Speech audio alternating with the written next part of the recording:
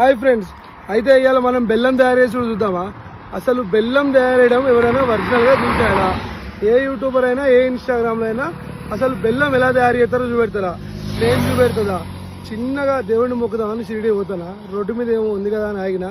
అబ్బా దేవుడా, బెల్లం తయారు చేసే విధానం ఇక కనబడుతుంది చూసినావా? ఈ మురిక్కాలో వచ్చేదంతా చెరుకు రసం, ఓకేనా? ఫస్ట్ ఈ మురిక్కాలో నుంచి వెళ్ళి ఇందులో డంప్ చేస్తాడు. అసలు నువ్వు కనుక నిజంగా బెల్లం తయారేయడం చూస్తే నువ్వు జీవితంలో బెల్లం తినవు, విన్నావా? మనం తినే బెల్లం, మనం తినే చక్కెర రెండు కూడా ఫేకు. నేనైతే ఈ వీడియో చూసిన కానీ ఇక్కడ లైవ్లో చూసిన మహారాష్ట్రలో, అబ్బా నేనైతే బెల్లం తిన నాయన.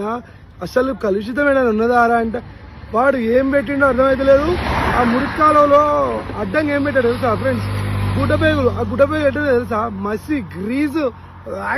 మా దేవుడా, ఎట్లా సమ్మక్కకి సారక్కకి మొక్కుతున్నాం మనమైతే తెలియక. జనం పిచ్చినా కొడుకులం. ఈడ ఎంత అనుకుంటారు కిలా? నేను చెప్పా, మీరు మీ ఊహకి వదిలేస్తానా?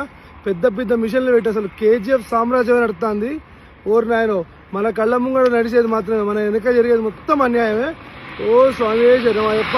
ఈ వీడియో చూసినాక ఎందుకో మీకు పంచుకోవాలనిపిస్తుంది. వైరల్ అవ్వాల్సిన అవసరం లేదు. కాకపోతే అసలు బెల్లం అంటే ఇంత దరిద్రంగా ఉంటుంది అని చెప్పి అబ్బా మనకి యూట్యూబ్లో చూపెడతారు. అబ్బా తెల్లటి బెల్లం, అంతా పెయిడ్ ప్రమోషన్ అది. చిచ్చి చిచ్చి చి. బెల్లం అంటే ఇంత దరిద్రంగా ఉంటుంది.